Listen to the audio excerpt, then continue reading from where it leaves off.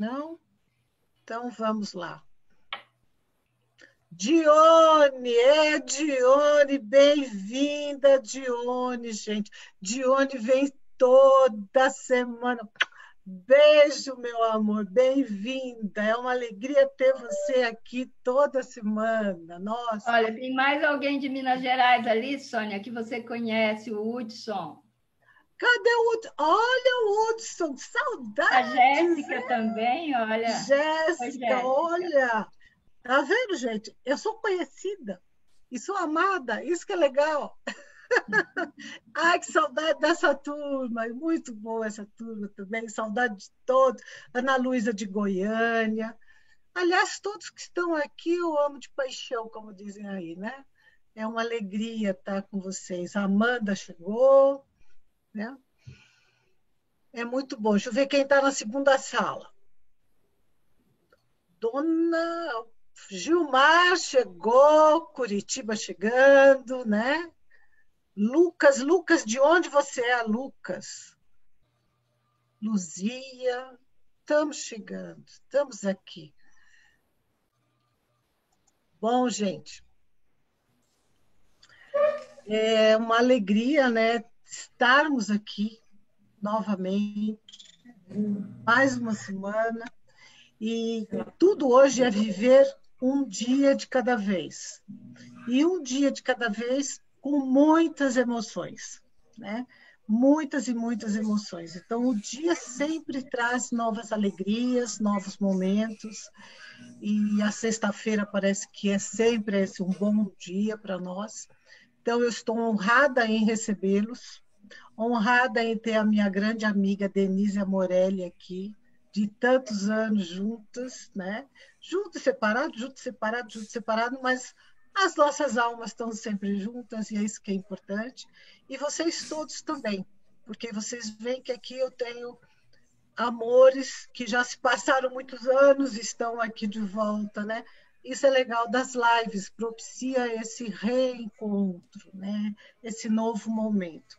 Então, também quero agradecer a Unipaz, de Goiás, que está nos propiciando sempre esses encontros, essas lives. Eu já perdi a conta de quantas são, mas que ainda teremos mais até o final de setembro, outubro, tudo depende das mudanças na vida, né? Mas até setembro eu tenho uma excelente programação para nós. Lembrando que nós vamos mudar de dia, e eu tenho que lembrar isso também no meio da live. Por quê? Nós vamos sair da sexta e vamos passar para quintas-feiras. Por que para as quintas-feiras? Porque os cursos da Unipaz retomam suas atividades. Então, nós vamos ter os nossos cursos online, né? Acontecendo a sexta-feira à noite e o sábado. Então, para nós não perdermos nenhuma live, tem gente aqui que vai fazer curso, não quer perder a live e quer fazer o curso, vamos passar para quinta-feira. Então, semana que vem, nós já estaremos na quinta. Então, Débora, atente ao convite para a semana que vem da quinta, já que você reúne o povo ali, né? Então, já estão convidados todos vocês, Hudson, Jéssica, Kleber e Gilmar, vamos vendo aí. Para a semana que vem, o nosso encontro será no mesmo horário, porém, na quinta-feira. Tá? Com a professora a doutora Maíra Bonafé Sei. E ela vai trazer teorias e técnicas de arte-terapia com família. Bem? E agradecer também ao William e à Cláudia que estão aqui. O William está sempre aqui, né? Acolhendo, nos socorrendo, forte, lindo e forte ali, o nosso herói da internet, né? Das lives de tudo mais que a gente apronta aqui, né? E nos ensinando a utilizar esse novo meio de comunicação, né? Então, eu vou apresentar minha amiga. É interessante apresentar os amigos, né? E aí eu vou contar uma coisa que ela falou, e aí ela vai ficar brava comigo, ela vai ficar de mal de mim agora, um ano, né? Não fala muito de mim, não. Fala só duas linhas. Aí eu falei, ai, tá bom, eu vou falar duas linhas. Mas eu vou falar duas linhas assim, sabe aquelas linhas do infinito, assim? Aí ela vai ficar brava comigo, duas linhas. Começa aqui e vai para o infinito. né? Que é apresentar realmente o mini currículo dela, né? Ah, alguém me falou outro dia, você nunca fala seu nome. Bom, eu tenho que me apresentar. Eu sou Sônia Tomasi, coordenadora do curso, né, dos cursos da Unipaz Goiás, em coordenação. Me misturei toda. Da psicologia analítica e da arte-terapia. Para quem está chegando, eu estou desenvolvendo esse papel nesse momento aqui com a Unipaz Goiás. E propiciando essas lindas lives semanalmente. Então, a minha amiga Denise Amorelli é psicóloga, mestre em psicologia clínica, doutora em psicologia, profissão e ciência, pela PUC de Campinas, também é da PUC, né? Analista do IPAC, do Instituto de Psicologia Analítica de Campinas, filiado à AJB, Associação Junguiana do Brasil, né? Continua? Pode continuar. Ela ainda não brigou comigo. Coordenadora do curso de pós-graduação em Psicologia Analítica, também lá em Alfenas, né? Professora colaboradora de cursos de pós-graduação da Unicamp, em São Paulo, e também a nossa querida facilitadora no curso de Psicologia Analítica da Unipaz Goiás. Então, hoje ela traz aqui para nós um assunto gostoso, e que faz com que repensemos a vida mais do que devemos pensar, né? Então, nós vamos falar de individuação e metanoia. E dois assuntos bem polêmicos e, ao mesmo tempo, que nos acorda para a vida, né? Então, às vezes eu vejo as pessoas falarem assim, já fiz meu processo de individuação. Eu falo, fiz, morreu. Né? Se já fez, morreu, porque acabou. Não, não é por ali. Processo, é a vida. Né? O que é esse processo de individuação? Né? Ela vai nos explicar como é que Jung chega nesse momento. Por que ele vai trazer essa palavra individuação? O que ele quer dizer? Como que nós podemos passar pelo processo e saber que isto é bem longo? E aí tem outras pessoas que falam assim, metanoia, professora, o que é metanoia? O que é metanoia? Eu falo, não sei. Eu ainda não cheguei nessa idade, não sei de nada, né? Não cheguei lá ainda. O dia que eu chegar, eu te explico, né? Lógico, a metanoia é uma outra parte da nossa vida em que nós vamos repensar a vida, refletir sobre o que nós fizemos, né? E a Denise vai explicar para a gente isso com todo carinho. E vai nos ensinar como num processo arte terapêutico, como num processo dentro da psicologia, nós podemos auxiliar as pessoas com o processo de individuação e metanoia, além de nós mesmos. Né? Porque os nossos cursos da psicologia analítica, para quem já fez, com a Denise na coordenação, ou comigo na coordenação, ou com outra pessoa na coordenação, sabe que entra de um jeito, eu digo assim, entra quadradinho, né? E sai mais do que redondinho, né? Virando para todos os lados, porque Jung vai mudar a nossa forma de ver a vida, de entender a vida e de entender o outro, né? Então, minha amiga, a palavra é toda sua. Quando você quiser que eu entre, você me dá que eu entro. Muito obrigada, Sônia, querida, querida amiga de longa data mesmo, colaboradora nossa aqui do curso de Psicologia Analítica de Alfenas também, e parceira de vida, né, Sônia? Professora Sônia, que incansavelmente tenta manter acesa a chama da Unipaz. Acho isso extremamente importante, bacana da parte dela. Quero agradecer pelo convite, agradecer extensivamente à Unipaz e dizer que estamos aí, né? Até 2021 estaremos prontos para continuar.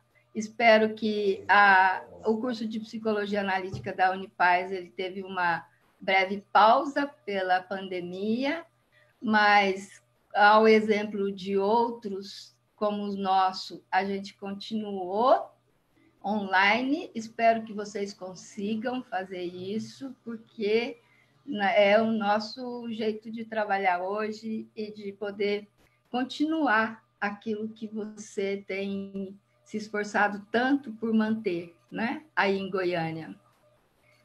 Terra de gente boa, gente que acolhe mineiro como irmão, né? Muito bem. Então, hoje eu vou falar com vocês, mas assim, a Sônia faz essa apresentação toda e a gente fica aqui pensando se vai corresponder, né? Eu vou pedir a ajuda de vocês para corresponder, porque a gente é muito gostoso quando a gente fala e tem uma interlocução, e vocês vão participar no segundo tempo, vão conversar com a gente, e a gente vai poder aprofundar um pouquinho. Porque esse modelo nosso aqui é um modelo que a gente dá uma notícia, né? A gente não consegue aprofundar muita coisa, a gente dá uma notícia e a gente tenta provocar um pouquinho algumas reflexões. Na verdade, eu vou abordar esse assunto, né, que é individuação e metanoia, fazendo uma introdução que eu vou falar um pouco das crises previsíveis da vida adulta, para a gente entrar nesse assunto. Quem já foi meu aluno, acho que já me ouviu falar sobre isso na pós, na graduação, mas vamos emendar os 3 assuntos aqui hoje e ver como é que a gente caminha, né? Então, vou compartilhar os slides aqui e depois a gente vai conversar, não é, Sônia? Vamos conversando, trocando um pouquinho para lá e para cá, para não cansar muito você. A gente corta assim um pedacinho, né? E quem quiser fazer perguntas, faça no chat para a gente ir perguntando mais para frente, tá? Escreve lá. Já está aí. Agora eu preciso aqui.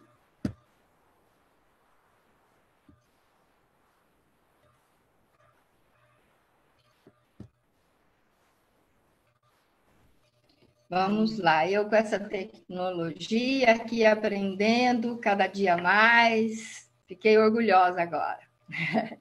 Então, nós vamos falar desses 3 assuntos, né? Quer dizer, individuação e metanoia. Eu vou fazer uma introdução passando por essa questão das passagens, que são as crises previsíveis da vida adulta.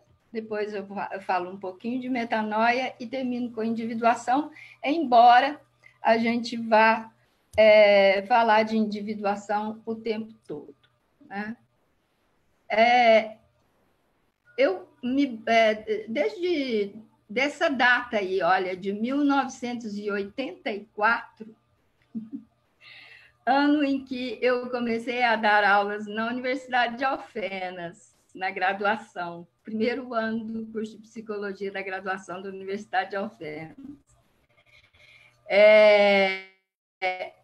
Eu descobri essa autora, que ela chama Gel Shi, acho que é assim mesmo que fala o nome dela. Ela tem 3 livros, o primeiro dessa data, que vocês estão vendo que é bem antigo, Passagens, chama exatamente isso, Passagens, Crises Previsíveis da Vida Adulta. Esse livro não deve nem existir mais, eu tenho o meu caindo aos pedaços. Depois, nos anos 90, ela fez Novas Passagens, e depois ela fez um outro, Novíssimas Passagens. E quando eu vi esse livro pela primeira vez, eu achei muito interessante fazer uma ligação dele com a questão do processo de individuação e do nosso processo de desenvolvimento na vida adulta, né? Porque, ao contrário do que Freud trabalhou bastante com o desenvolvimento na infância, e Jung não se ateve tanto a essa ideia do desenvolvimento na infância, embora ele sempre tenha considerado tudo isso, né, ao modelo de Freud mesmo, e a gente sempre considera, né, não significa que a psicologia analítica não considere o desenvolvimento desde os primórdios da vida, não é? Até porque a gente entende que o eu, ele é ele se desenvolve a partir do self, não é? A partir do arquétipo do self, o eu se desenvolve. Então, a gente também trabalha com toda essa ideia do desenvolvimento desde os primórdios da vida, né? Desde as primeiras diferenciações. Então, falando em diferenciação, né? O processo de individuação, ele é exatamente isso, um processo de diferenciação nossa durante a vida inteira, não é? Então, isso que eu acho muito interessante na psicologia analítica, porque a gente vai abordar o desenvolvimento durante a vida inteira. E nós vamos poder falar de algumas crises previsíveis na vida adulta. Então, eu achei muito bom poder fazer essa relação com o texto dessa autora norte-americana, porque eu fiz isso, inclusive, na graduação, orientando uma monografia, né, de aluno. Depois, uma aluna da pós-graduação da Unicamp fez um trabalho fazendo uma relação com essa ideia. E desde então eu trabalho com isso, eu penso isso. Então, hoje eu quero trazer isso para vocês, para a gente fazer uma introdução aqui do que nós vamos abordar. Pensando, então, que as passagens, elas são crises previsíveis. E o que são as crises? Elas são nada mais, nada menos do que momentos cruciais, momentos delicados, momentos muito sensíveis, né? Momentos que a gente pode dizer assim, delicados mesmo, né? Momentos, me fugindo a palavra agora, mas assim, momentos de decisão que a gente vai sempre passar para um novo estágio, né? Então, são passagens que podem ser passagens tranquilas, passagens relativamente tranquilas, ou passagens muito difíceis, né? Algumas dessas passagens são bastante difíceis e são aquelas que, então, a gente vai chamar de crises. Essa passagem para um novo estágio, isso também já dá a ideia do processo de individuação, né? É um processo que se dá durante a vida inteira e que a gente vai passando de um estágio para o outro. Nós temos até algumas imagens que são muito interessantes para pensar isso. Por exemplo, a imagem da serpente, que depois que ela tem... Depois chega um certo momento que a pele dela já está envelhecida e ela já não serve mais, e por dentro ela já veio criando uma pele nova.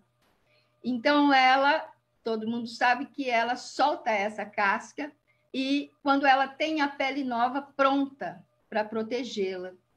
Então, eu acho essa imagem muito interessante da serpente. Quem já andou pelos campos, pelos matos, pelos pastos, já deve ter encontrado casca de serpente e dá aquele susto na gente, né? Você pensa que é uma cobra viva, é só a casca dela que ficou no meio do caminho, né?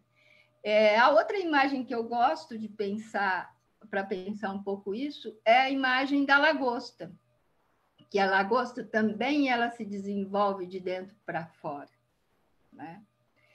e toda aquela casca da lagosta, ela é o final, né, do desenvolvimento dela.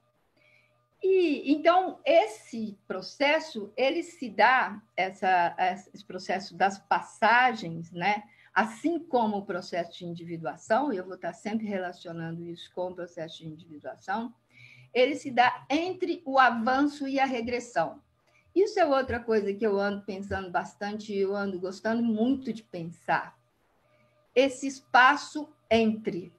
Eu tenho pensado muito no espaço entre várias coisas. Por exemplo, o espaço entre psique e matéria, que é o espaço do arquétipo e o espaço psicoide, né? Ele se dá no entre.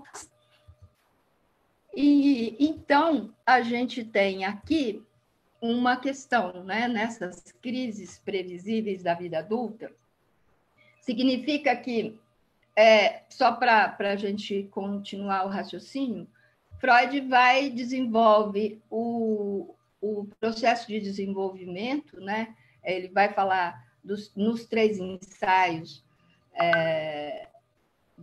os 3 ensaios da, como chama? Olha que eu estou cansada, né, gente? 3 ensaios, como é que chama o livro do Freud? Sônia, me ajuda aí. 3 ensaios da sexualidade infantil. Ele vai falar do desenvolvimento até a adolescência, né? E ele vai dizer que na adolescência se inaugura a vida adulta, né? Que ele vai chamar de fase genital, quando se inaugura a vida adulta. E então, essa ideia aqui das passagens, das crises previsíveis da vida adulta, ela vai começar exatamente na adolescência. Então, são crises que, na verdade, a gente sempre vai se perguntar como que nós nos sentimos a respeito da nossa vida, né? Como nos sentimos a respeito do nosso papel familiar? Como que nós nos sentimos a respeito dos nossos papéis sociais, não é? Principalmente hoje, com todas essas questões que a gente está enfrentando, e como que nós nos sentimos a respeito da nossa vida de trabalho, né? Como é que essas coisas estão, né? Em determinados momentos da vida, a gente se pergunta sobre isso. E, na verdade, nós vamos nos perguntar sobre isso durante toda a vida adulta. E em cada fase, a gente faz uma pergunta relativamente diferente, né? Nós podemos também refletir sobre de que forma nossos valores, objetivos e aspirações estão sendo reforçados ou desrespeitados pela nossa atual estrutura de vida. Quer dizer, como é que a gente está vivendo?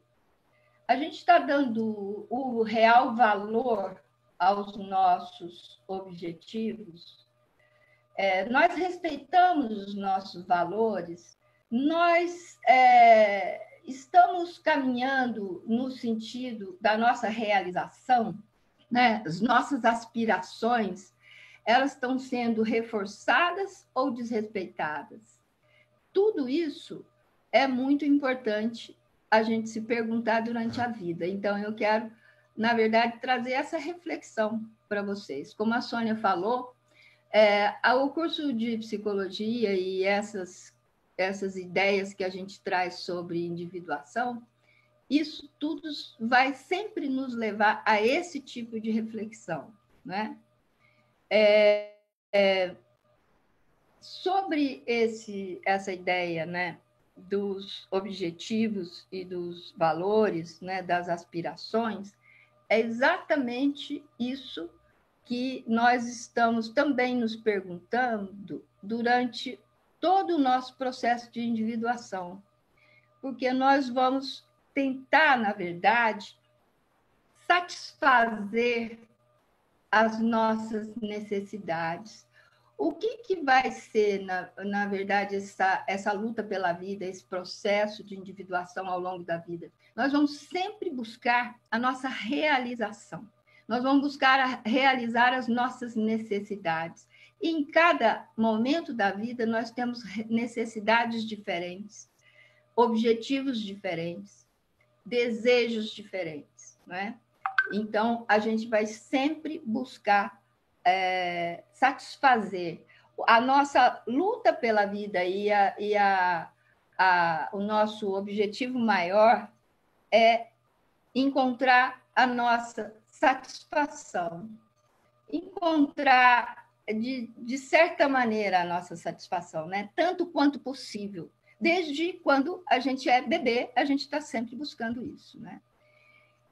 E aí nós temos uma contraposição, porque é exatamente a insatisfação do universo interior que assinala a necessidade de mudar e passar para o estágio seguinte do desenvolvimento, quando a gente está falando em vida adulta. Então, nós vamos sempre ter que responder, né, dar essa resposta ao mundo e à nossa existência, de que, na verdade, quem eu sou, né? Para onde eu quero ir e de onde eu vim. Mas para dizer quem eu sou, eu tenho que dizer de onde eu vim. Mas para onde eu vou? Eu sempre vou ter que dar essa resposta ao mundo. Então, não adianta eu querer levar minha vida sem refletir sobre isso, porque num determinado momento eu vou ser forçada a refletir sobre isso. Esses momentos são aqueles momentos cruciais da vida, né? São os momentos que a gente vai dizer que a gente vai passar pelas nossas, então, crises. Mas são sempre aqueles momentos decisivos, tipo... eu caso ou não caso, né? Eu caso, eu compro uma bicicleta. Eu vou fazer universidade? Não, mas não vai valer a pena. Nessa altura da vida, não vale a pena. Eu caso e aí vem todas aquelas outras exigências sociais, né? Aí tem que ter filho, e aí você vai cumprindo os papéis, você vai fazendo as coisas. Então, essas coisas... É muito importante que a gente pense, porque lá na metanoia nós vamos ter que ver isso.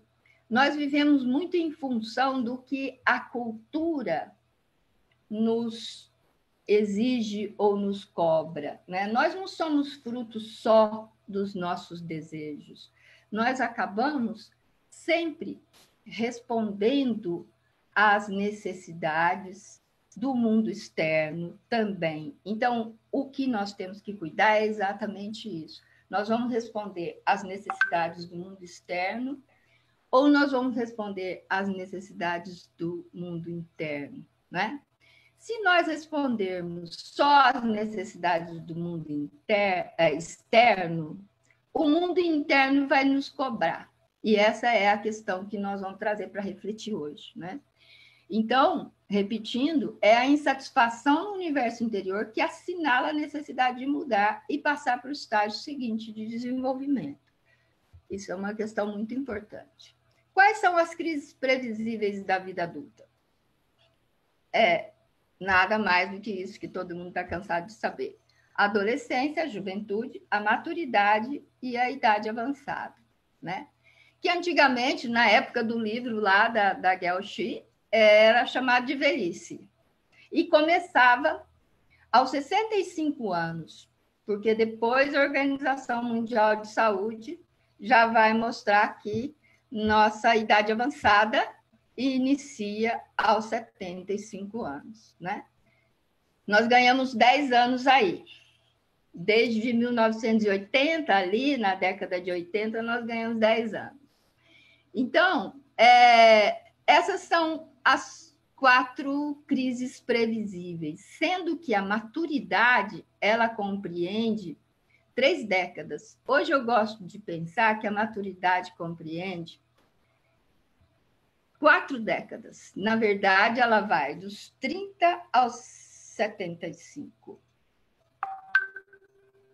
né? Antigamente, lá na época que ela escreveu o livro, era 30, 40, 50, porque aos 65 você já entrava na idade avançada. Então, o que ela propõe que eu acho interessante a gente pensar em cada uma dessas fases, né? Que se tornam crises. Aí uma coisa importante: se você vem pela vida, né? Passou a infância e chegou na adolescência, cumprindo todas as exigências da satisfação, ou seja, aqui já falando um pouco mais de Jung, da realização da libido, porque aí nós vamos lembrar que libido é energia psíquica, né? A nossa energia que nos constitui, que vem do self e que é exatamente a energia que vai se mobilizar durante a vida toda no processo de individuação.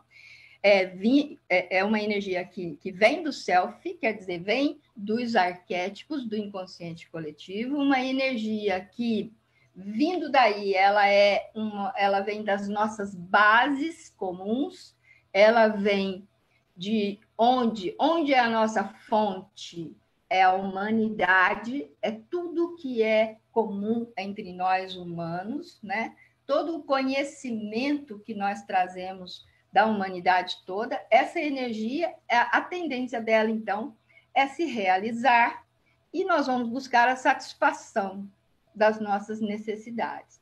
Então, se é essa tendência, né? Nessas crises, se você veio da infância com a satisfação relativamente em dia, se nada atravessou muito o seu caminho, se você não tem grandes traumas, se a cultura colaborou para você, a cultura e a família, não é? Porque além das influências que nós temos do inconsciente coletivo, que é a nossa fonte de vida, fonte da nossa energia, nós temos a cultura que também nos molda e temos a família que também nos molda, né? Que vai proporcionando esse desenvolvimento ou atrapalhando esse desenvolvimento.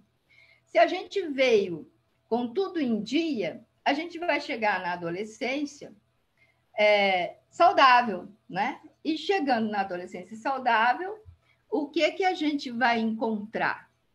Em cada fase dessa, a gente tem uma proposta de crise. Como é que seria isso? Nós temos uma tarefa em cada uma delas. É uma tarefa que a gente pode chamar de tarefa da individuação. Essa é uma tarefa, na adolescência, a síntese do eu. O que significa isso? Eu tenho que realmente fazer aquilo que eu falei, eu tenho que dar a resposta para o mundo de quem eu sou. Aqui eu vou construir a minha identidade. Quando eu faço a síntese do eu estou construindo a minha identidade. Eu estou dando uma resposta para o mundo, olha, eu aprendi isso, e eu faço aquela quebra dos valores parentais, né? E o resultado serei eu, né? Então, na adolescência, o que a gente tem?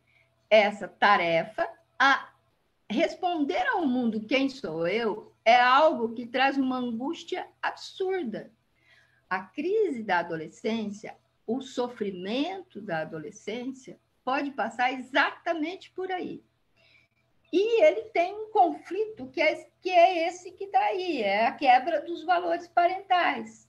Não é? Ele aprendeu com os pais o que é ser gente boa, por exemplo, mas ele quer arrepiar um pouquinho, quer contradizer os pais, ele precisa disso para ser quem ele é.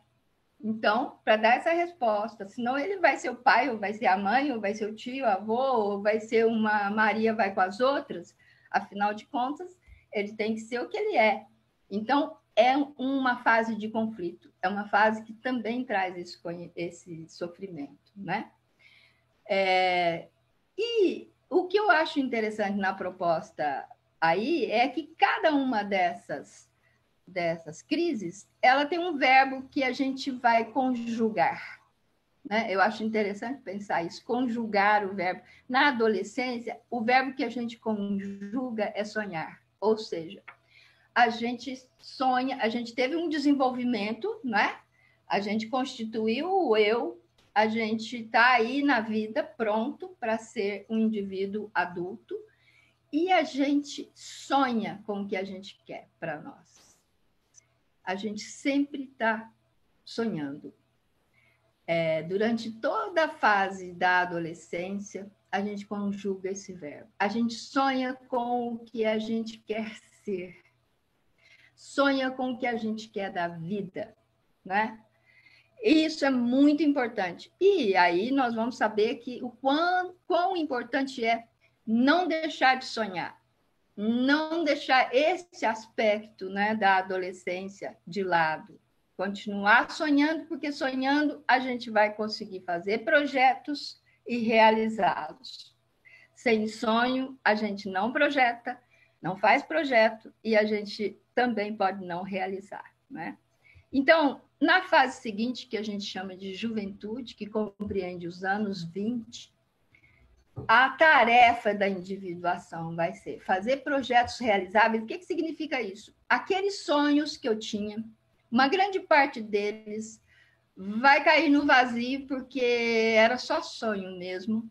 Mas alguns eu posso transformar em projetos realizáveis. Se eu tenho um eu que foi constituído com boas bases, se eu tenho um eu, de certa forma, fortalecido, eu posso conseguir fazer projetos realizáveis. A grande angústia da juventude é o que eu devo fazer.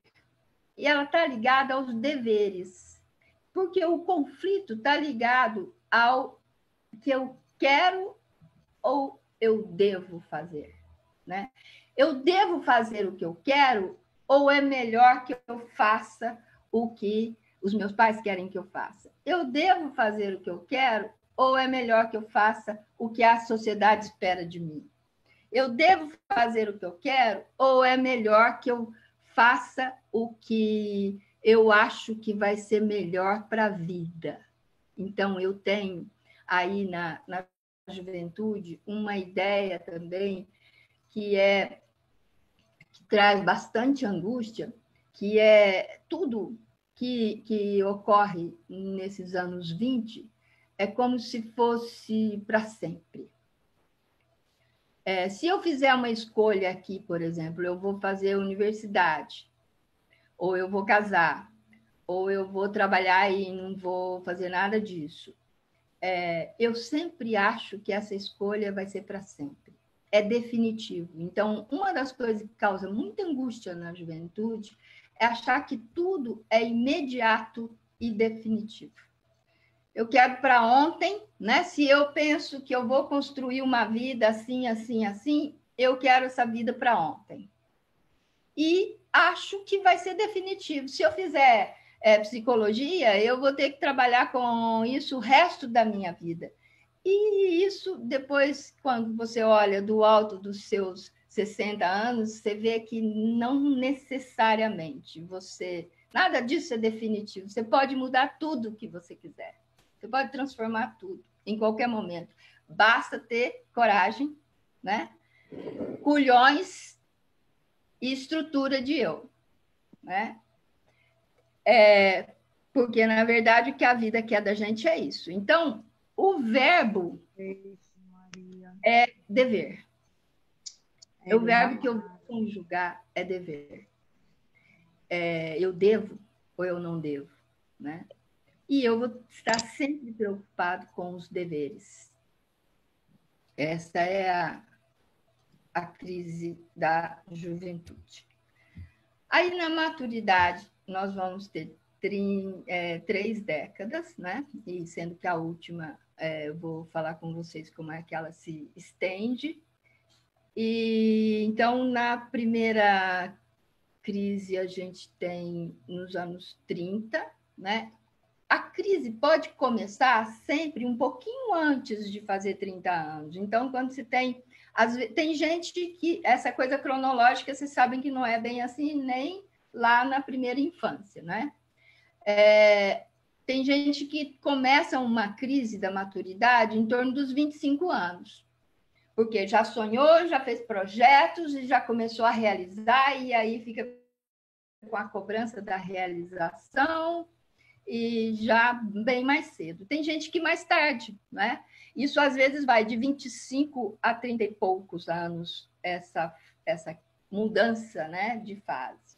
Vai depender daquilo que eu falei, vai depender da necessidade interna, né? Então, nessa fase aqui, o que é a tarefa, que é uma tarefa da individuação? É a realização de fato, realização da libido, realização de si mesmo, realização do que você sonhou e projetou para a vida. Aqui é hora de realizar, né? Então, o verbo é realizar, que significa querer fazer aquilo que você sonhou e projetou. Agora é hora de fazer. Então, é uma década que você faz, né? Você faz um monte de coisa. A angústia está sempre ligada. Eu estou satisfeito porque, vamos lembrar, né? A coisa é toda ligada à realização e à satisfação. Eu estou satisfeito? É o que eu quero? Você faz essa pergunta no presente, porque você está na maturidade. Aí, só para dar uma pincelada, a ansiedade, ela é extremamente importante para tudo isso, né, gente? Sem ansiedade, a gente não tira o pijama, não vai à luta, né? Não sai de casa. Agora a gente não pode sair, mas a gente está trabalhando em casa. Sem ansiedade, a gente não vai à luta. Desde cedo, desde muito cedo. Então, nós temos a ansiedade normal e a ansiedade patológica, não é? Normal, ela é alta, né? Assim, existe uma curva da ansiedade na adolescência que é alta. E aí, a curva da ansiedade, ela vai caindo um pouco e ela se estabiliza na maturidade. Porque adolescência e juventude, a gente tem muito mais, tende a ter muito mais ansiedade do que na maturidade. Maturidade já se espera que a gente tenha aquele nível de ansiedade para lutar. Um nível de ansiedade que te põe em dia com a vida e realizando, né? Realizando os desejos, mas você não tem mais aquele pico de ansiedade que era relativamente normal na adolescência. Então, aqui, nessa fase, espera-se que a gente esteja mais em dia com isso. Mas o conflito é o que eu estou fazendo? O que eu estou realizando? Será que eu estou realizando aquilo que eu projetei? No mínimo, o que eu projetei. Aqui você ainda nem pergunta muito se é o que você sonhou, porque ainda está meio misturado sonho com projeto e tal, você não se pergunta muito. Mas o conflito fica aí, né?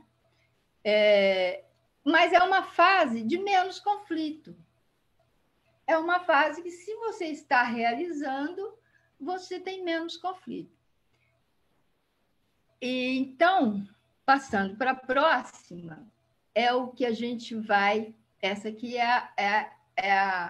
o auge da maturidade, né?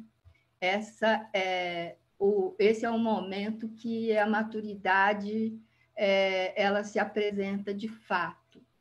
E é o momento que vai coincidir com uma possível crise da metanoia. Se ela, né, não começou antes, aqui pode ser que ela se inicie. Mas vamos lá, depois a gente fala disso. A tarefa da maturidade na década dos 40 é também realizar, né? É a realização da libido, continua sendo.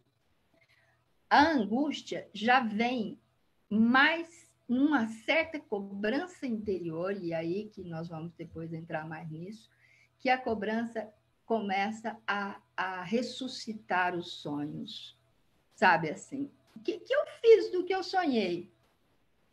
Eu fiz algum projeto daqueles meus sonhos? Os meus projetos, eles têm a ver com os meus sonhos ou eles fugiram muito dos meus sonhos? Será que os meus projetos, eles atenderam mais às necessidades sociais, não é? Será que eu sou fruto da cultura nessa hora? Será que eu fiz o que me falaram que eu tinha que fazer? Será que eu respondi mais ao dever do que ao querer? Né? E aí, essa é uma angústia, né? Aí se apresenta. Porque você vai se perguntar exatamente o que você fez nos seus sonhos. E tem uma questão aqui mais difícil, que se inicia uma decadência física. Hoje menos acentuada, porque as cirurgias plásticas, todos os cremes que a gente tem. E também tem uma coisa, na época que a Guelchi escreveu sobre isso, ela falava as senhoras de 30, as mulheres de 30 eram senhoras, que se vestiam como senhoras, elas não podiam se vestir como meninas, nem como adolescentes e tal. Isso mudou muito, né?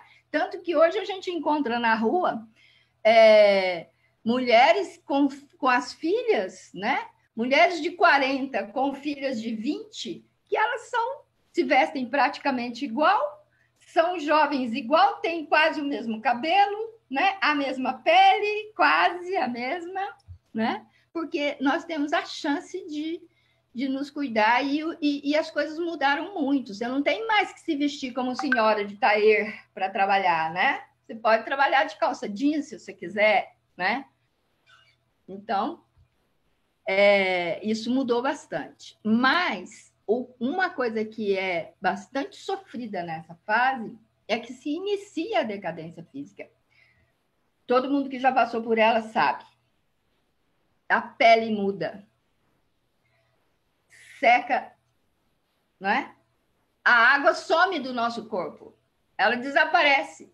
E eu descobri uma coisa aos 60 e poucos, que até os olhos ressecam. A gente tem que ficar pingando colírio, porque os olhos ressecam. Então, isso muda tudo, né?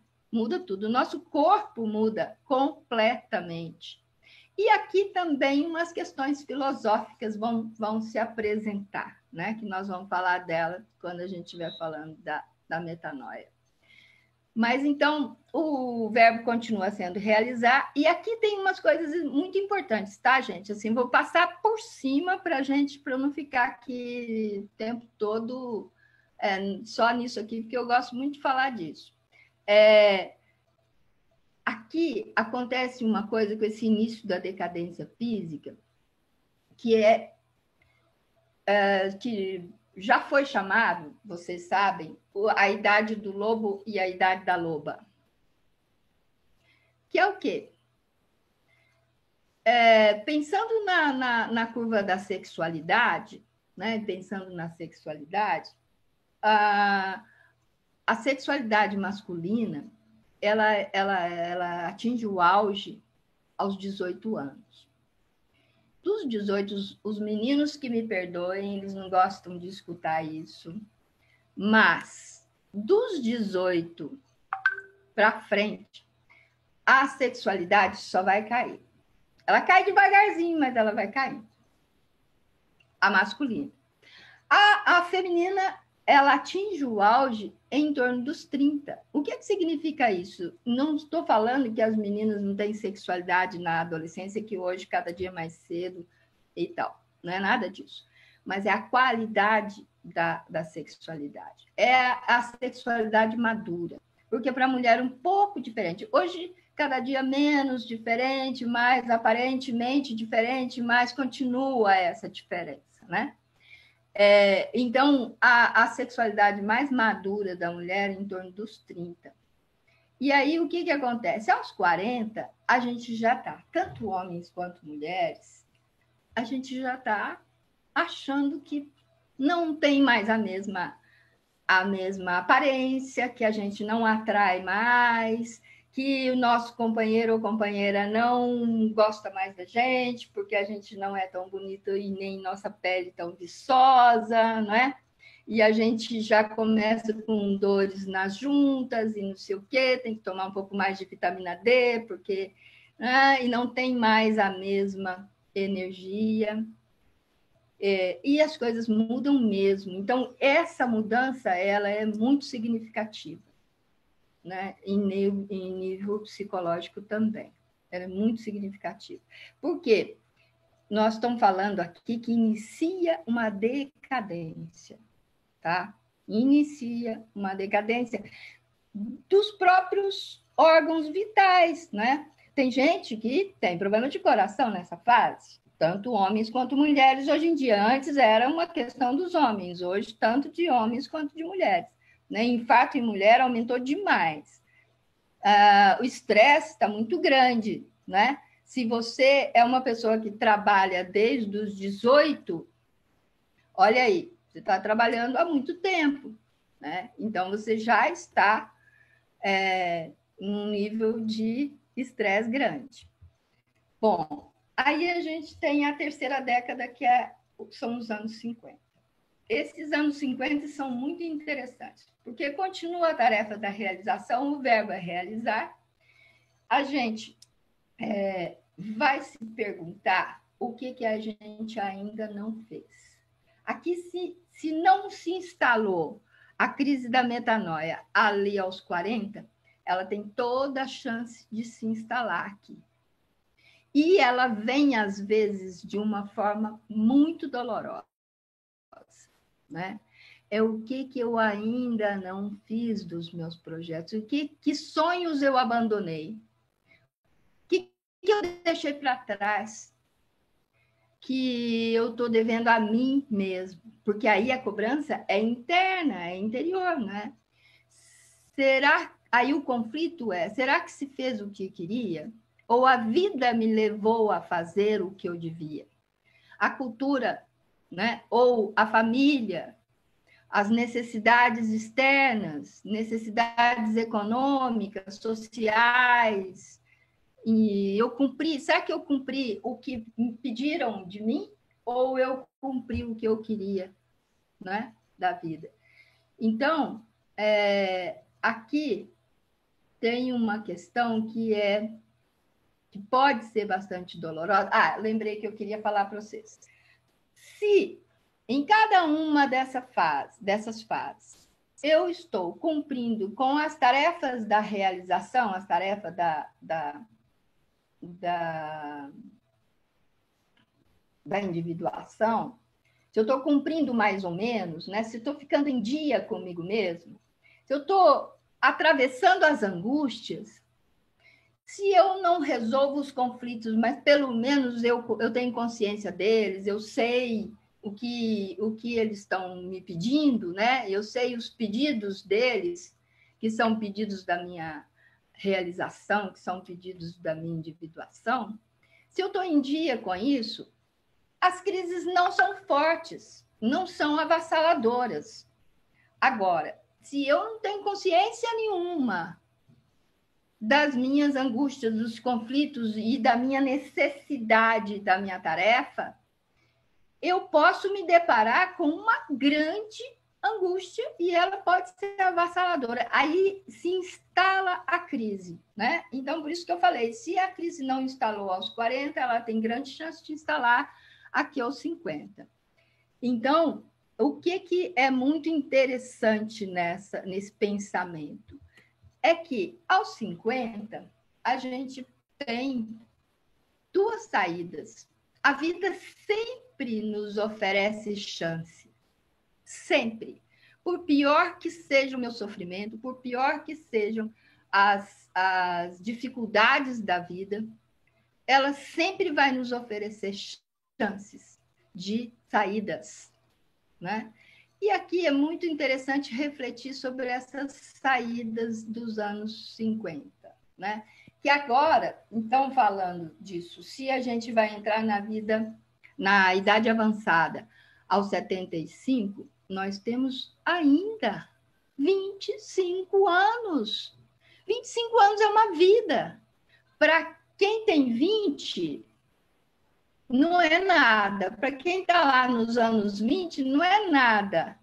Porque a gente tem aquela ideia imediata, então, né? E, nossa, 50 anos é muito velho, e, né? Mas não é. E aos 50 você pode ser muito feliz durante 25 anos se você refizer a sua vida. Se você se deparou com a grande angústia e você quer rever tudo isso, você pode ser muito feliz. Antes de entrar na idade avançada, você tem 25 anos, né? Então, essas duas saídas, elas são muito interessantes. Ou você vai resignar-se, envelhecer ou adoecer, porque se você... o resignar aqui é no sentido de se conformar com o que você descobriu que não fez, que não cumpriu, que queria fazer, mas não fez, e você falar assim, não dá mais para fazer, eu estou com 55 anos, eu vou refazer isso, eu vou terminar um casamento que me deixa infeliz, para quê? Não, vou continuar, vou levando a vida, porque é mais fácil. Vou ter que passar por todo esse trabalho de separação, vou ter que, né, reinventar a vida, vou ter que aprender a viver sozinho, como que eu vou fazer isso, né? Não, melhor é continuar do jeito que está e tudo bem. Só que a vida vai te cobrar isso.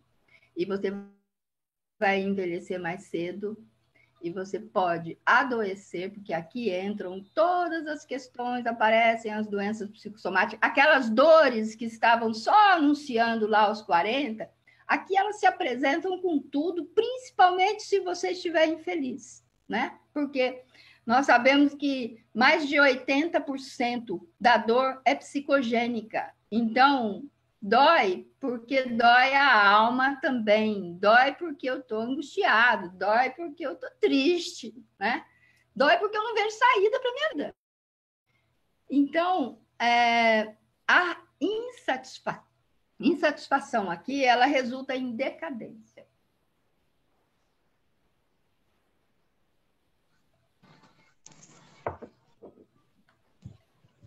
Aqui a gente tem muitos exemplos, gente.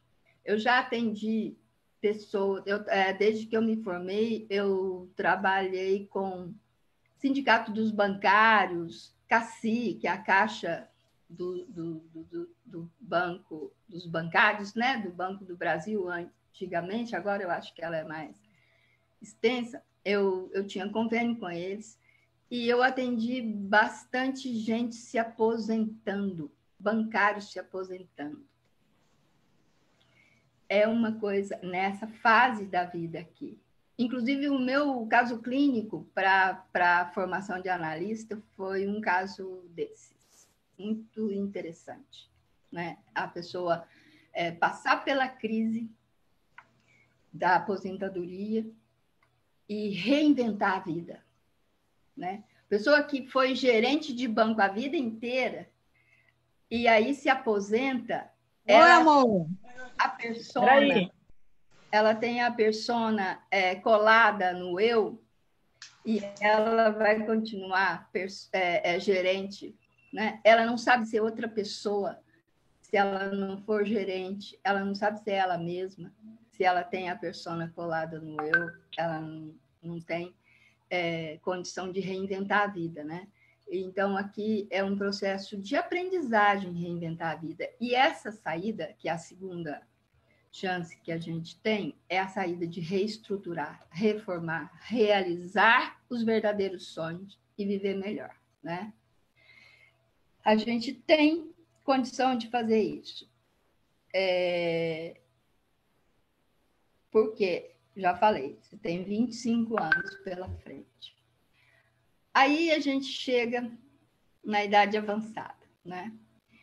Nós temos uma tarefa árdua nessa fase. A tarefa de aceitação das perdas, aceitação da morte também, da proximidade, da finitude. Morte de amigos, morte de pessoas, morte de condição de vida, né, de projetos, um monte de coisa que a gente tem que aceitar.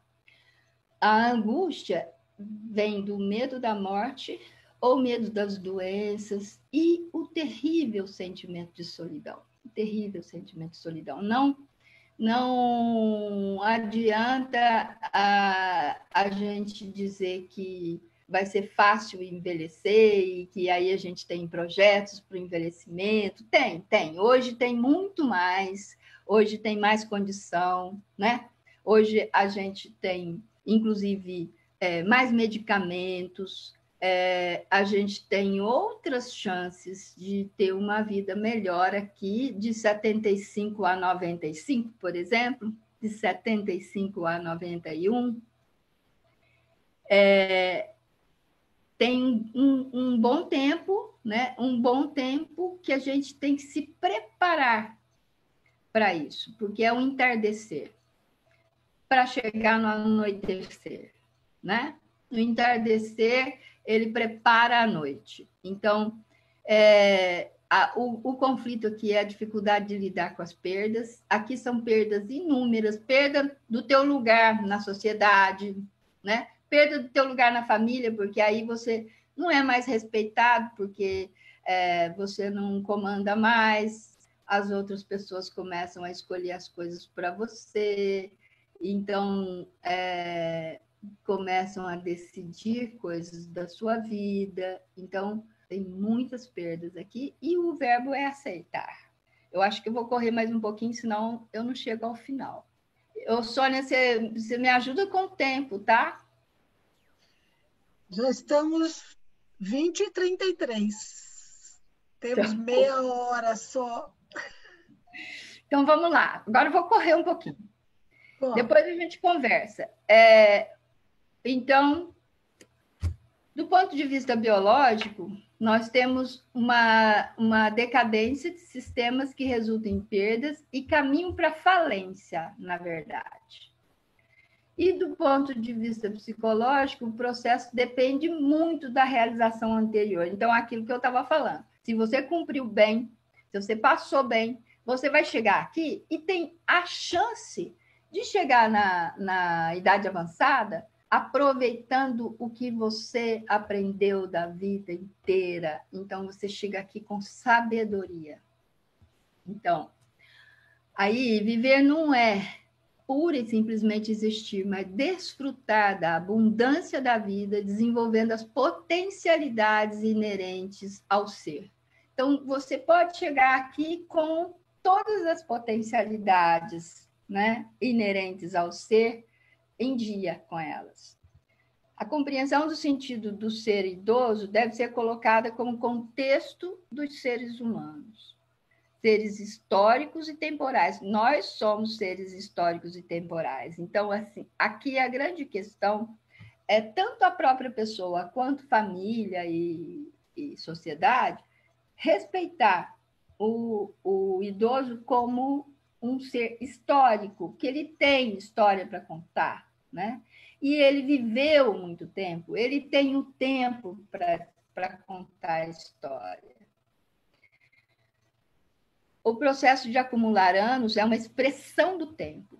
O processo de envelhecer é a gradual planificação do ciclo da vida. Ele não precisa ser escondido ou negado, mas ele deve ser compreendido, afirmado, experimentado como um processo de crescimento pelo qual o mistério da vida lentamente se nos revela. E aí, Jung tem uma frase dele aqui que eu, sinceramente, já esqueci de onde, tá?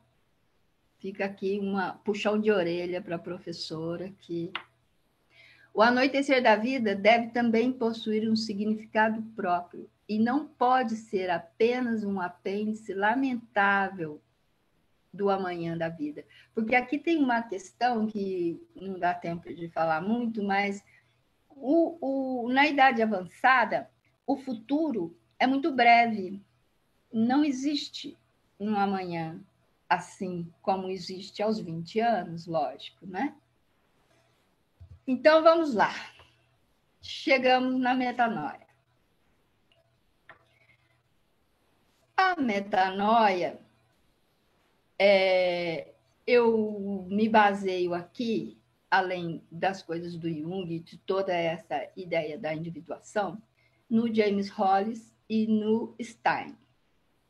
O livro do James Hollis é A Passagem do Meio, da Miséria ao Significado, e o do Stein é No Meio da Vida. Os dois da Cultrix, tá? Então, a metanoia, ela é um momento em que a gente vai se perguntar sobre aquilo que eu falei entre os 40 e 50 anos da vida, né?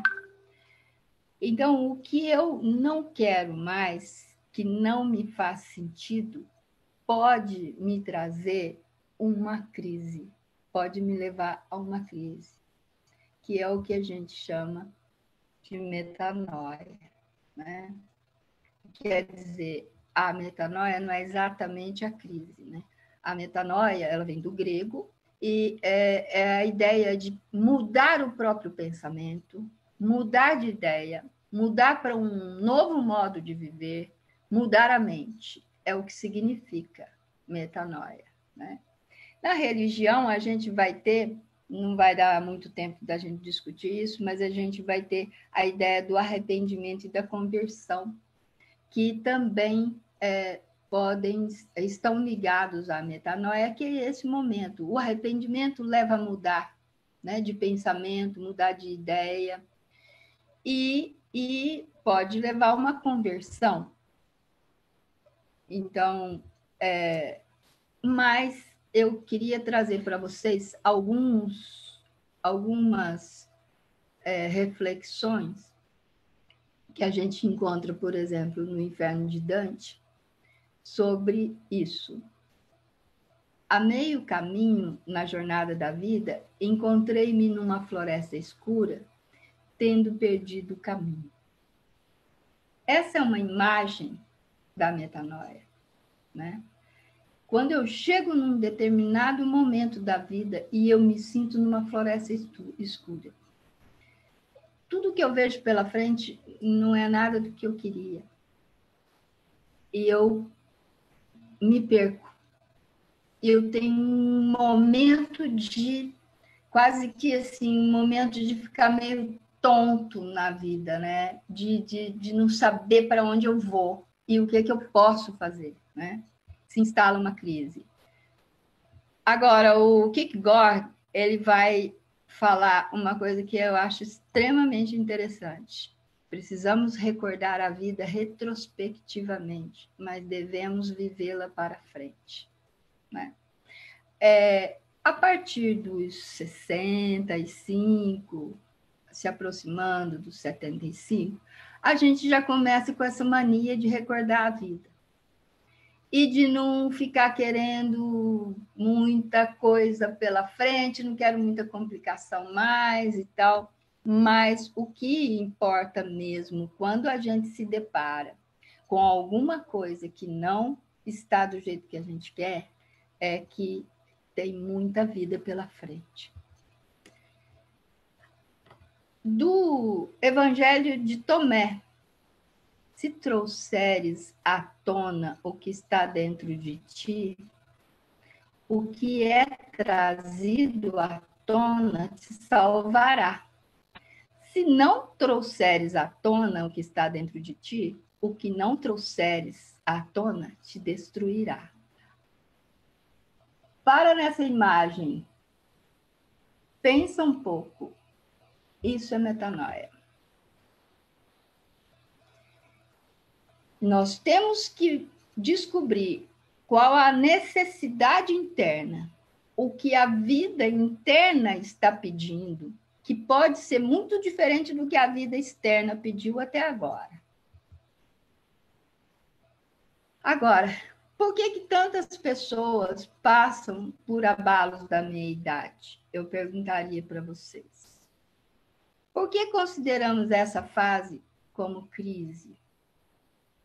Qual o significado dessa experiência? Diante daquilo que eu falei, eu quero deixar essas perguntas para vocês, para a gente conversar depois. Diante daquilo que eu falei ali, né, das crises previsíveis da vida adulta, por que tantas pessoas passam pelo abalo da meia-idade? Qual que é o significado dessa experiência?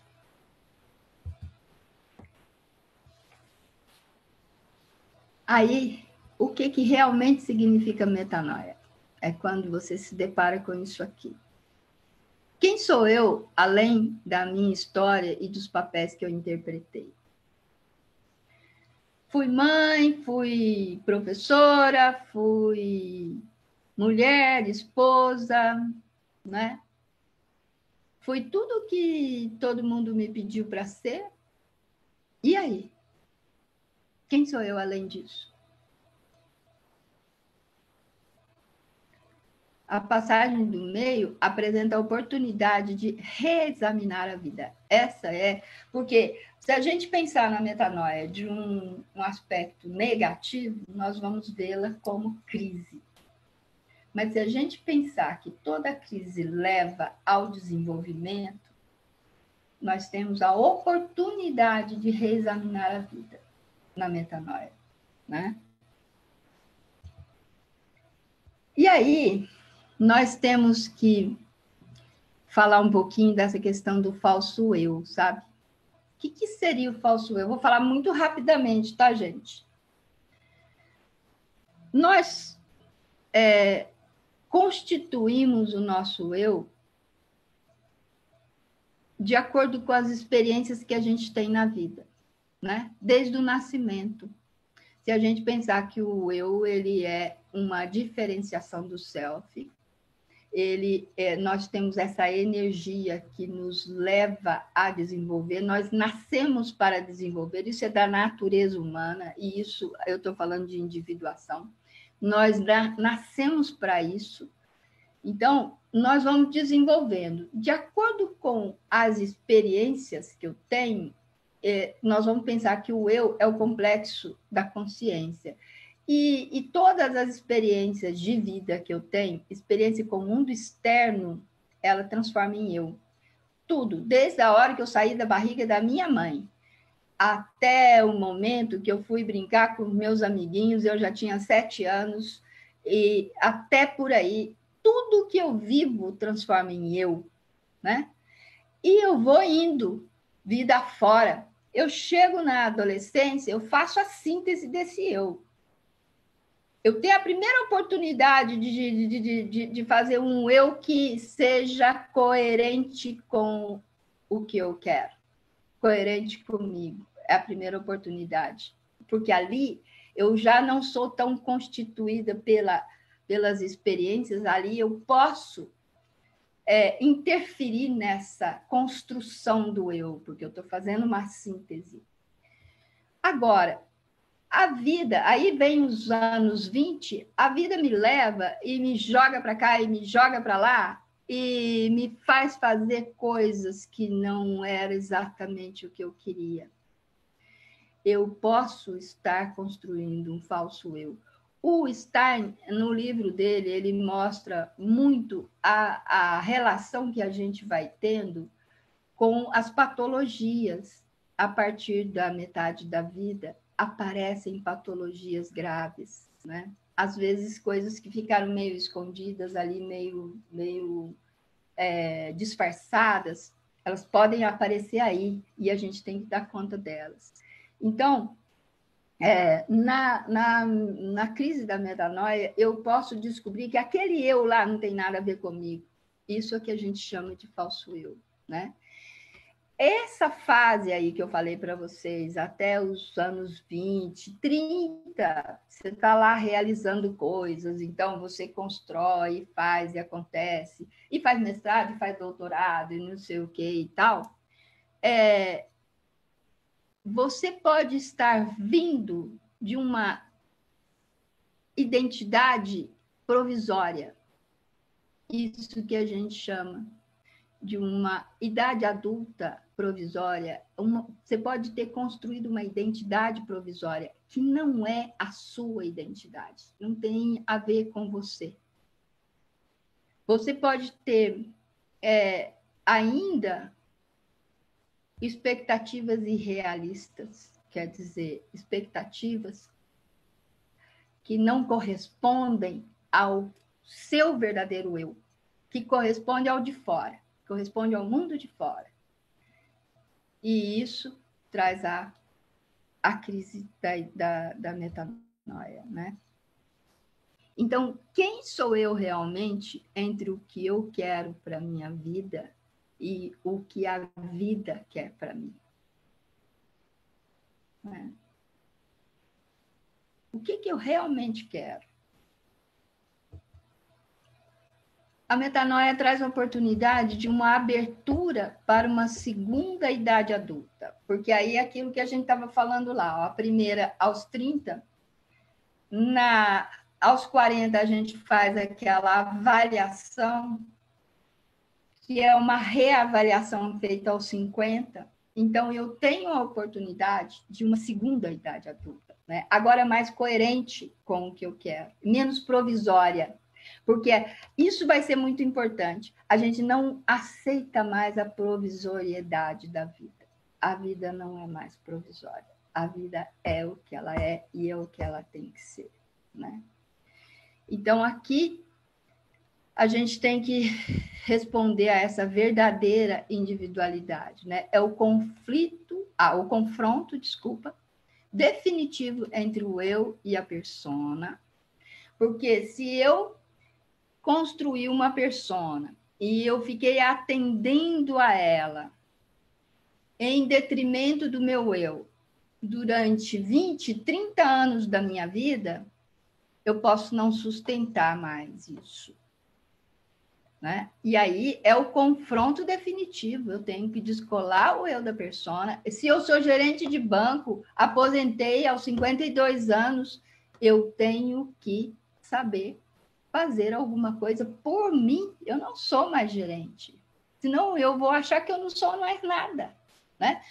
Meu paciente falava, eu fico desesperado de pensar que eu vou acordar e ficar de bermuda o dia inteiro.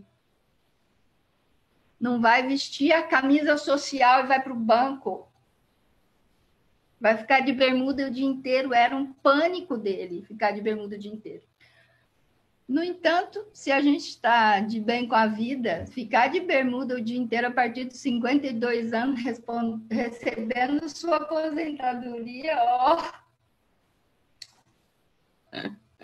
né? Principalmente se ela te provém. Bom, e aí, o outro confronto doloroso, porque esse é definitivamente doloroso, é o eu e sombra. Se você não fez até agora esse confronto e tem um bom resultado, se você não conhece aquilo que realmente você é, aí você vai ter aqui uma crise muito dolorosa. Eu não sei colocar essas imagens, a minha imagem ficou fora do lugar, mas esse aqui é Hermes. O guia das almas no limiar da vida.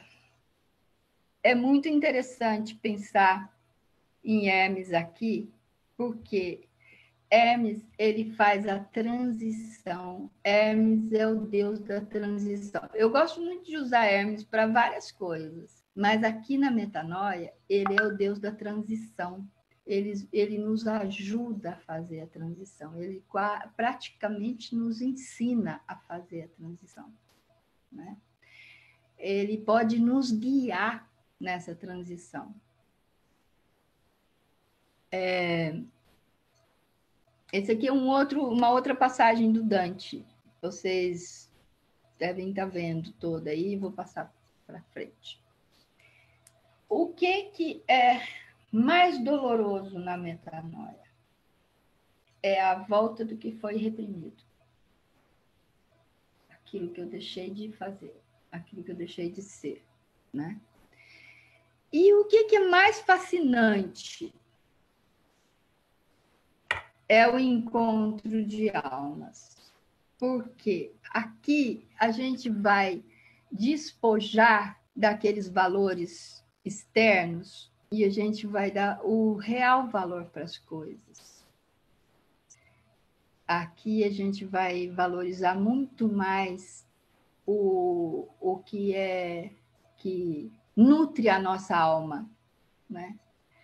O que realmente responde à nossa alma. Não aquilo que é superficial e que não vai nos levar a nada, né? Agora, pode ser doloroso isso, né? Porque o mergulho pode ser profundo. Isso aqui, gente, não significa que todo mundo vai ter essa consciência mais profunda, tá? Algumas pessoas vão fazer mergulhos muito profundos. A gente tem uma amiga, colega, que fala, que eu acho muito interessante isso que ela fala, que o mergulho, ele nos leva para o chão.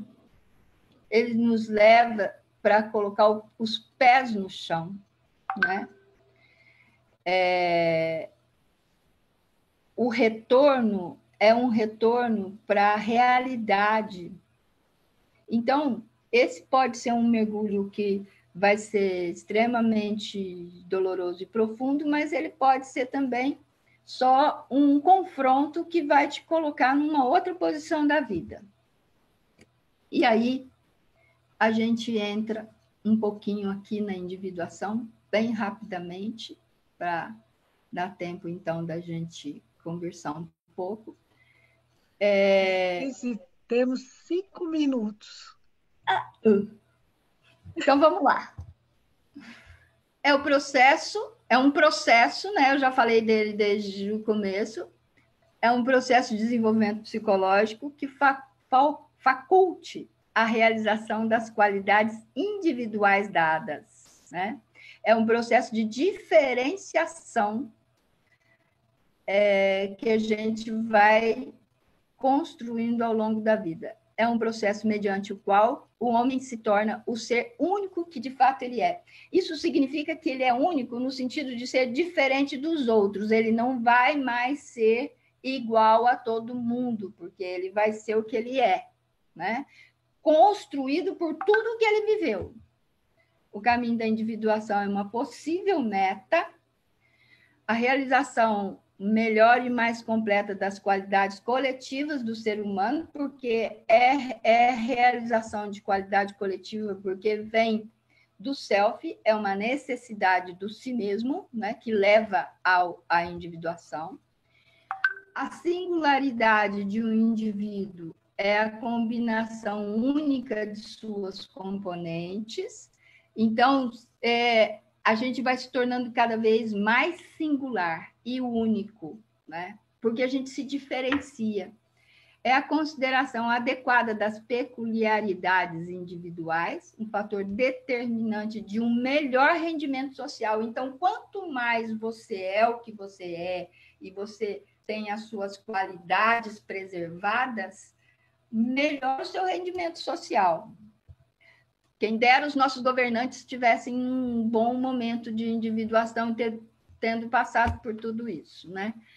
A meta da individuação é despojar o si mesmo dos invólucros falsos da persona e do poder sugestivo das imagens primordiais. Eu não vou ter tempo de explicar isso, mas isso aqui está ligado também ao self e à grande mãe no desenvolvimento, né? Isso está relacionado ao que o Neumann traz para a gente, né? Nós vivemos no início preso a essas malhas, vamos dizer assim, da grande mãe, e nós temos que nos diferenciar e nos separar dela, porque isso é o nascimento da consciência, né? E uma diferenciação gradual de funções e faculdades que em si mesmas são universais. Individuação, então, é despojar-se dos invólucros, dos falsos da persona e ser aquilo que você realmente é, né? O motivo propulsor parece ser essencialmente um instinto de realização do si mesmo. Essa é a grande questão da individuação, que eu acho fantástico, né? O instinto que vem do nosso arquétipo do si mesmo. E muito obrigada.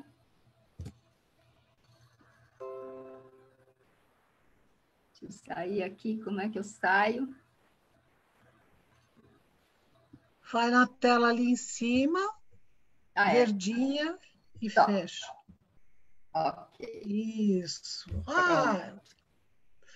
Uau! Correria do final, que eu sempre faço correria no final. Vamos ver se temos aqui alguma pergunta, mas só tem elogio maravilhoso, quero ouvir mais, quero ficar até amanhã ouvindo tudo isso, né? E no fim a gente acaba se encontrando, né? Viemos ouvir uma live e fomos descobertos pelo meio do caminho, né? Você foi descobrindo, foi tirando cada pessoa do seu lugar comum. Eu acho que é isso que todo mundo vivenciou. Se alguém tiver alguma pergunta, deixa gravadinho aqui que eu pego.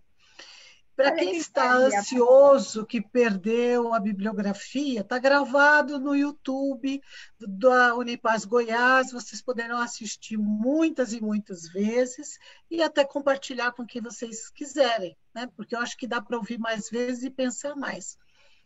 Eu tenho uma pergunta. O processo de individuação, ou também a metanoia, é igual para o masculino e para o feminino, para o homem, para a mulher? Eles passam pelas mesmas crises, porque nós temos crises assim, né? E aí, e os meninos também têm essas crises? Olha, é claro que eles também têm, né? As nossas crises, elas podem ser, às vezes, um pouco mais dramáticas, um pouco mais, aparentemente, mais dolorosas, mas é claro que eles também têm, né? Vai depender muito da reação de cada um, né? Como que depende da reação, depende da estrutura do eu, né? Então, eu não diria que há grande diferença, porque o que vai diferenciar mesmo é a estrutura do eu, a capacidade de enfrentamento, mas nós temos peculiaridades, né? E se nós estamos falando de individuação, as mulheres vamos ter que nos ver com o nosso feminino, né? Nós vamos ter que responder coisas que eles não têm que responder. Então, aí tem uma diferenciação, são muitas particularidades, né, para a mulher, e eles têm que responder a coisas do masculino que nós nem sempre temos que responder. Algumas vezes a gente inverte os papéis aí, né? A mãe tem que ser pai, o pai tem que ser mãe e tal, então tem que responder sim a alguma coisa do feminino materno. Mas, na verdade, o que a gente tem? Eu não gosto muito daqueles conceitos do Jung lá, aqueles conceitos mais iniciais, de quando ele estava construindo a teoria de ânima e ânimos, da ideia do contrassexual, né? Eu acho que os pós-jungianos, eles trouxeram uma ideia muito diferente de ânima e ânimos. Então, o que acontece? Tanto as mulheres quanto os homens, eles têm que se ver com a sua alma mais profunda. Se a sua alma mais profunda é ânima e é ânimos, com certeza. Tanto a nossa, das meninas, quanto dos meninos. É ânima e ânimos. e a integração e uma certa convivência entre elas, né? O casamento sagrado que a gente fala na alquimia. Então, nós temos, no final das contas, que responder a isso. Nós vamos responder tanto ao masculino quanto ao feminino, né? Porque nós vamos responder ao nosso oposto mais oposto com o nosso feminino, que a gente construiu durante a vida inteira. E os meninos vão responder ao oposto deles, mais oposto, com o seu masculino, que ele diferenciou a vida inteira, né? A gente vai diferenciando.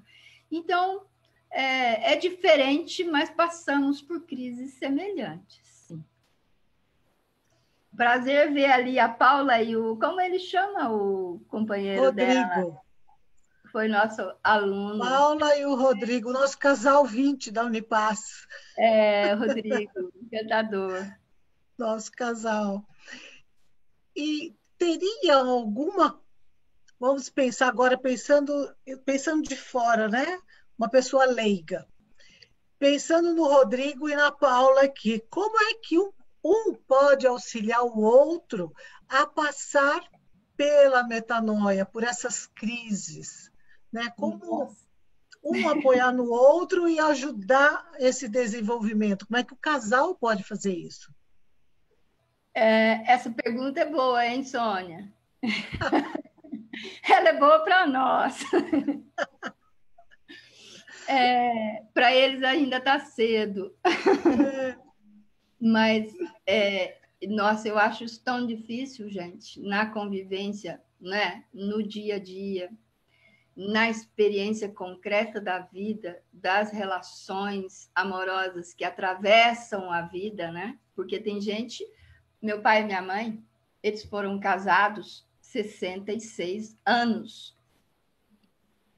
66 anos, né? É muito tempo. Então, tem determinados momentos da vida que a gente realmente vai precisar desse apoio, dessa ajuda. Precisa de uma compreensão muito grande e você só vai poder ajudar se você tem consciência, se você está em dia com o seu desenvolvimento, né? Se você está cumprindo as suas tarefas ali e se você tem consciência do seu papel. Só assim você vai poder ajudar. Se você, por exemplo, ficar poer demais, o menino ou a menina, poela, né? Fica poer demais a vida inteira, chega lá aos 50, 60 anos, um poer não tem maturidade para apoiar a companheira ou o companheiro. Não tem maturidade, não dá conta, não tem estrutura. Por isso que tantos casamentos são desfeitos. Gente, para atravessar a vida mais de 20 anos juntos, você passa por muitas crises da própria relação. E você tem que ultrapassar essas crises. Sem ultrapassar as crises, a gente não fica junto. Fica junto. Né? E são as crises que fazem com que crescemos, né? Porque viver ali na marolinha é bom. Agora, na hora da crise, é que nós vamos nos unir para crescermos juntos. Né? E parece que nós temos hoje uma imaturidade coletiva que qualquer crise separa, em vez de pensar como que nós podemos crescer juntos. Então, ficar 65 anos com a mesma pessoa, olha, para vocês dois que estão aí começando, é um bom desafio, né? Para quem já está ali no meio do caminho, né, Adriana? Nós já estamos no meio do caminho, o Gilmar também, a Denise também, a gente já sabe, né, que não foi fácil, né? Aí a gente se pergunta lá, por que eu casei com ele? E ele pergunta, por que eu casei com ela? Alguma coisa tem, né? Teve ou tem. Pode ser a tarefa da individuação, né? Pode ser. E aí você só constrói a relação se você passar por essas crises juntos. Essa relação ela é construída, não existe relação que cai do céu, né? Maravilhosa. Só o iniciozinho que é maravilhoso, né? E também fazer o processo de individuação é passar pelos conflitos sozinho, né, com os seus e em conjunto. E fora assim, não é só com o outro, mas já tem todo o conflito familiar que sempre vem, né? Começa um conflitinho, aumenta, a coisa aumenta. Mas quando entendemos que isso é o processo de individuação, nós caminhamos na estrada, do que pular fora e pegar outra estrada, outro começo, outra estrada, outro começo. Nós estamos vendo muitas pessoas assim, recomeçando, recomeçando, recomeçando. É, E é. recomeçar, ao meu ver, aí você me ajuda, né, minha amiga, nem sempre é o caminho da individuação, você fica no mesmo ponto, só trocando de parceiros ali, né?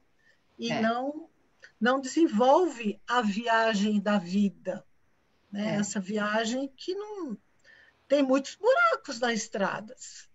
que você chega na primeira dificuldade, você desiste, e aí você recomeça, você vai novamente deparar com a dificuldade ali, porque ela não vai desaparecer na outra relação, não.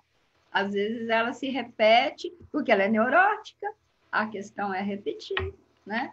Se você não confronta e se você não minimamente não vive o conflito e transforma, né? E amplia a consciência, você não ultrapassa aquilo. Você vai sempre voltar no mesmo ponto. E a questão de que nós queremos que o outro seja exatamente como eu quero que ele seja. Né? Quer dizer, ele vai ser uma cópia do que está dentro de mim. Aí não dá, porque o outro também é um ser diferenciado, né? É um ser diferente. E você se apaixonou pelo outro por ele ser diferente, mas na hora que as diferenças batem, a gente aí desaba, né? Fala, não era bem assim, não era bem assim, mas não era mesmo bem assim. Lá no começo era uma coisa, depois, conforme vai caminhando na estrada, a estrada vai mudando de paisagem, nós vamos mudando, né? E nós vamos nos transformando ou nos revelando, porque eu acho muito interessante, Denise.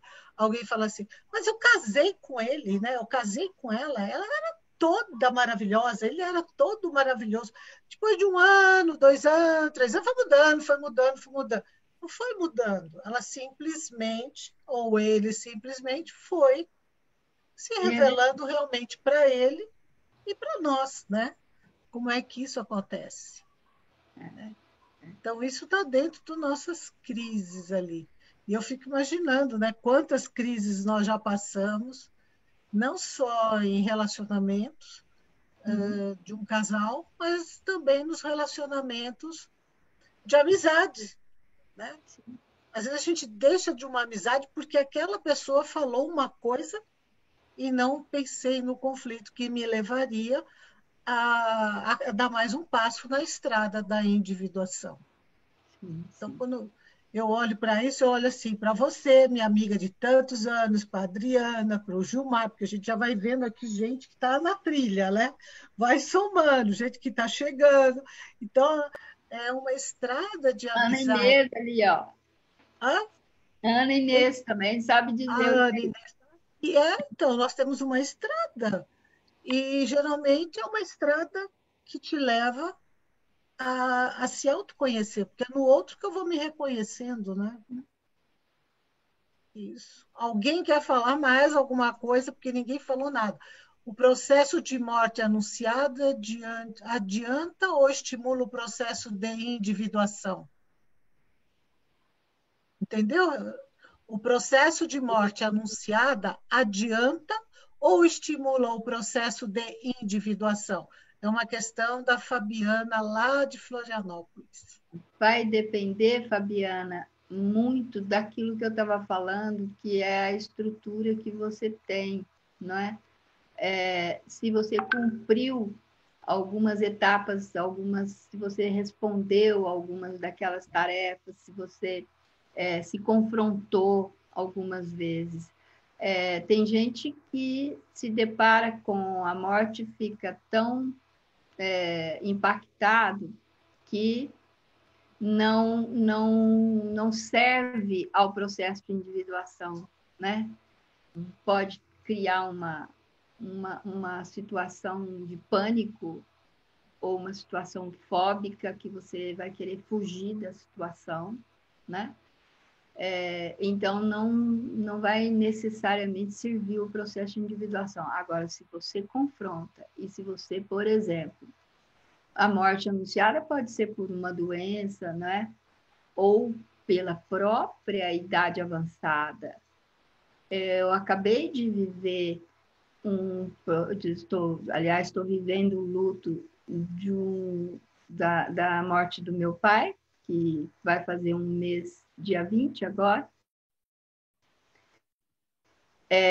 Ele morreu com 91 anos.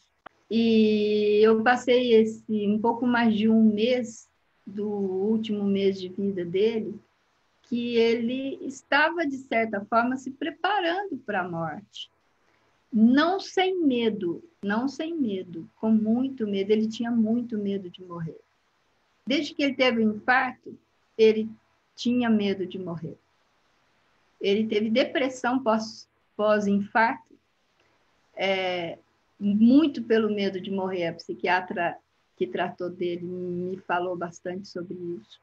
Então, o que acontece? Quando você vai chegando perto e você começa a falar, e você começa a vivenciar, e você começa a confrontar o medo da finitude, que as coisas estão acabando, os amigos estão morrendo, né?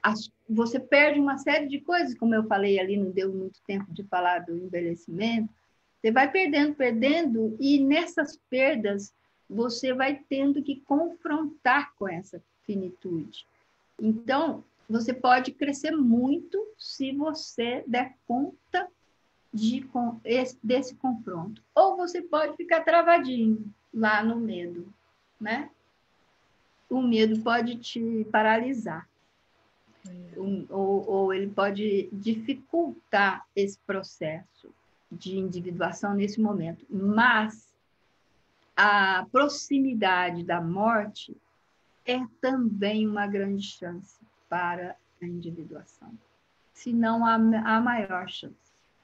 Nós podemos, quem já teve alguma doença ou algum acidente, alguma coisa na vida, também vivencia isso, né?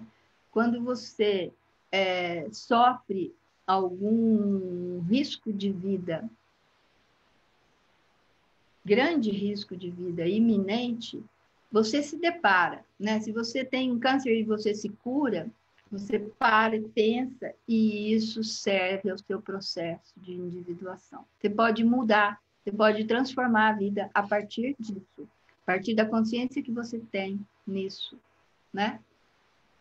Ou você pode ficar também paralisado, estagnado, se você não confrontar aquilo, né? Você tem as duas chances, sempre tem a chance.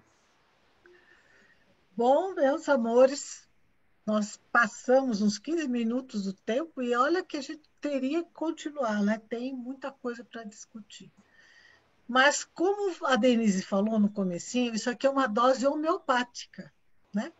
É uma dose, assim, para passarmos um momento juntos. E, lógico, é um convite também para vocês participarem dos cursos que tanto a Denise quanto eu oferecemos de psicologia analítica ou em outros lugares que vocês desejam, né? Na Unipaz, nós estamos lançando agora, para começar em outubro, o curso online, né? É presencial, porém, no momento exige que entremos no online. Resistimos tudo que nós conseguimos, agora já não dá mais para resistir. Então, vocês estão convidados. Quem já participou, como a Paula, né, o Rodrigo, que eu estou vendo aqui, deixa eu ver. Tá no Eliel. Oi? Não é? Aqui, que participaram dos nossos cursos, o Hudson, que está aqui. Bom, nós vamos vendo que sabe que ao entrar num curso de psicologia analítica, você não entra num curso de psicologia analítica. você entra numa máquina de transformação, que eu chamo, né? Você começa a adquirir conhecimento e começa a repensar a vida e vai se modificando, vai se modificando. Para quem se entrega a conhecer os conceitos e para quem também quer se modificar, porque tem gente que entra realmente do mesmo jeito que entrou, sai, né? Não é também mágico. Mas qualquer curso é para nos transformar. E o de psicologia analítica vai trabalhar esses conceitos do Jung, que vai nos ampliando, né, a nossa forma de ver o mundo, de estar no mundo. Então, vocês estão convidados aí a procurar o nosso curso de psicologia analítica, e agora online. Aí a Denise estará com vocês sexta-noite e sábado o dia inteiro, mas é um pouquinho mais à frente, né? Mas teremos os outros professores também. Aí vocês vão se deleitar com tanto conhecimento que nós temos. E minha amiga, queria te abraçar nesse momento, né? Sei que você está em Alfenas, curtindo um pouquinho sua casa, mas receba, sim, o meu abraço carinhoso por esse momento seu, não só por estar aqui, mas por esse momento de resguardo, de ser um momento único, e realmente uma gratidão imensa, né, por você estar participando conosco nesse momento diferente da sua vida, né? Num momento de repensar a vida, né? E se propôs a estar aqui. Então, eu acho que todos nós que estamos te oferecemos. Gente, vamos jogar beijo para a Denise agora, né? Vamos jogar beijo. Um monte de beijo para você, né? Por ser essa pessoa maravilhosa e estar conosco, nos doando tanto conhecimento e tanto carinho, né? De estar aqui. Obrigada, Sônia. Eu tenho que fazer ela parar de falar, tá, gente? Porque ela fala muito. Eu falo muito, eu acho que eu falo Fala a muito, né? verdade. Ela falou o tempo todo, até agora eu que falo muito. Ai, ai. E É. gratidão para vocês, né? Por vocês estarem aqui, que a gente faz essas lives, repensamos e oferecemos, e é uma alegria ter sempre a telinha cheia. Olha, agora a telinha está aberta, está com todos aqui. Quem sabe fazer print dessas telas, faça e me manda, porque eu até hoje não aprendi, né? Faça esse sprint, manda para mim. E gratidão, gente, por mais uma sexta. Lembrando que semana que vem é quinta. Quinta, até eu tenho que escrever lá na minha geladeira que será quinta-feira. Gratidão à Unipaz por Eu quero nos dar agradecer, esse espaço, né? agradecer a Sônia, agradecer a todos vocês. Delícia ver essas carinhas conhecidas. E, e dar um abraço grande para o pessoal da Unipaz. Pode ser por intermédio da Sônia, da Cláudia. Um grande abraço para todo mundo. Hoje a Leda e a Hélida não estão aqui porque a Hélida defendeu o doutorado dela agora à tarde, e então ela está em comemoração com a mãe, com a Leda, né? Então não está aqui, mas deixou um grande abraço para nós todos. Então, eu deixo meu abraço para ela, viu? Por favor, Cláudia, Sônia, parabéns, Hélida. Eu sei que foi difícil chegar até aí, que sempre é difícil defender um doutorado, e o dela eu sei como foi. Parabéns. Obrigada. Gente, está na hora de jogar beijos, vamos lá? Beijos para todo mundo, beijos, né? Beijos. Beijo, beijo, beijo, saudades Beijo. de todos. Ai, que alegria. Ó, agora eu vou mudar para outra página. Deixa eu ver o povo da outra página. Aqui, tá todo mundo ali. Ai, que linda. Márcia, Ana Luísa, tá todo mundo aqui. Fabi, Vera, Isso. Paula, Luzia. Gente, boa noite, bom final de semana e gratidão por tudo. Gratidão, Denise. Cláudia, pode fechar, amor, a nossa tela. Tchau, tchau, tchau, tchau.